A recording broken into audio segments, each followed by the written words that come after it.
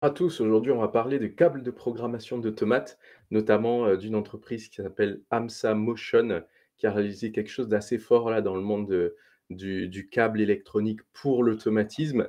Euh, Pourquoi je vous en parle? C'est parce que récemment, en fait, j'ai eu à faire plusieurs rétrofits, notamment sur les automates Mitsubishi, On, GE Fanuc, vraiment des choses qu'on ne retrouve pas forcément tous les jours en usine. Donc, c'était pour des notions d'obsolescence, c'est-à-dire les industriels, à chaque fois qu'ils m'ont contacté, c'était on a une machine dont la mécanique est encore robuste, l'automate commence à vieillir, donc on aimerait bien renouveler un peu l'armoire électrique, le pilotage, le contrôle commande. Et il a fallu à un moment donné se connecter à ces vieux équipements-là. Les logiciels, on arrive à les retrouver. Par contre, en termes de câblage, c'est souvent ça qui le point, on va dire, le goulot d'étranglement. Donc, j'ai réussi à trouver des câbles comme ça assez facilement, finalement, en termes de délai d'approvisionnement, juste quelques semaines, grâce à cette entreprise-là qui s'appelle AMSA Motion. C'est une entreprise qui est basée en Chine. Et là, pour le coup, je pense qu'ils ont été assez visionnaires parce qu'ils ont anticipé un peu tout ce besoin-là d'obsolescence qui allait arriver. Et comme ça, ils ont réussi à se constituer en fait une banque de câbles. Et je peux vous dire que chacun de ces câbles-là, moi en tout cas pour les projets que j'ai réalisés, ils sont largement rentabilisés si vous les achetez. Souvent, ça coûte entre 100 et 200 euros maximum, voire moins que ça. Hein. Il y a des câbles à partir de 10 euros, 20 euros. Et ben, rien qu'avec ce câble-là, en fait, vous allez débloquer toute une usine avec une machine qu'ils n'arrivaient pas à faire tourner. Et grâce à ce câble-là et au logiciel, vous allez pouvoir reprendre la main sur le programme, peut-être le réécrire dans une version d'automate un peu plus récente. Mais le début, vraiment, le cœur de votre réalisation, de votre rétrofit, ça va, la première étape, ça va vraiment être de reprendre la main sur le programme obsolète.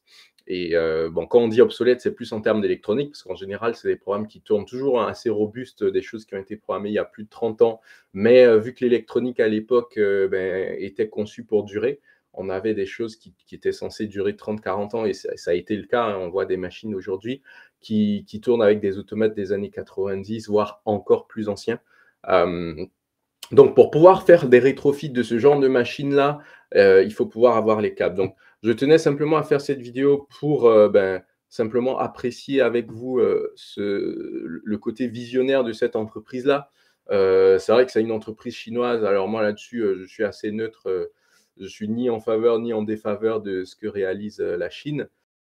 Je trouve que par contre, un côté visionnaire qu'il faut quand même reconnaître, c'est-à-dire ils ont vu venir un besoin, plutôt que de fabriquer uniquement des automates récents, ben, ils ont quand même continué à faire du matériel ancien, et ça sert énormément. Enfin, imaginez le nombre. En fait, la plupart des bureaux d'études automatisme comme le mien, on va dire la moitié de notre temps et de notre chiffre d'affaires, c'est sur des rétrofits de vieilles machines vers des nouveaux systèmes, ou bien sur des évolutions d'équipements existants en rajoutant des nouvelles fonctionnalités plus modernes.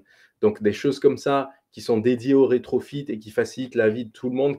Clairement, moi j'ai envie de dire chapeau à cette entreprise AMSA Motion qui vraiment était visionnaire là-dessus. Voilà.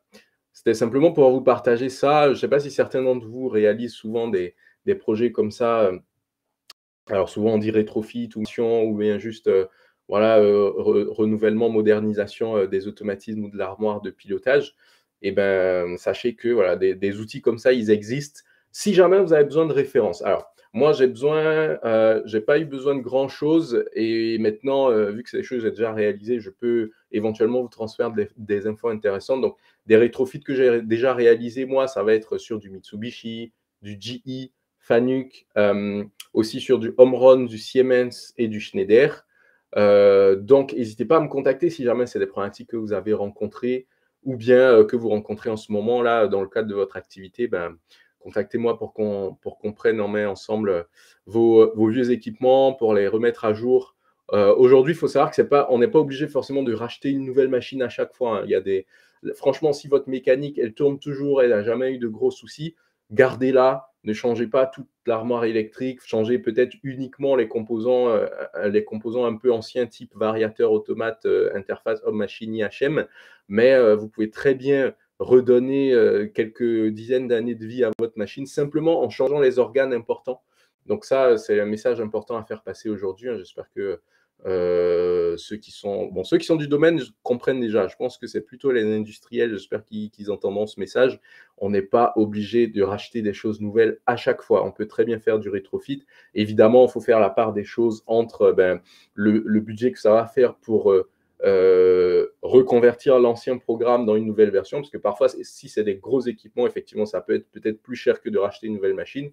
Mais dans d'autres cas, et là, je pense notamment aux PME industrielles, ça, c'est beaucoup plus rentable simplement de rétrofiter sa machine dans un premier temps, quitte à garder un peu de budget amortissement de côté pour refaire un investissement d'ici quelques années. Voilà, donc différentes stratégies. Après, on pèse le pour et le contre. Mais je vous dis, en termes de rétrofit, voilà, grâce à des entreprises comme AMSA Motion, aujourd'hui, c'est complètement faisable pour des budgets maîtrisés. Donc, n'hésitez pas à solliciter vos bureaux d'études préférés ou bien à me contacter si c'est les problématiques que vous rencontrez, évidemment. Allez, je vous dis à très bientôt, mardi prochain pour la prochaine vidéo. Bonne soirée.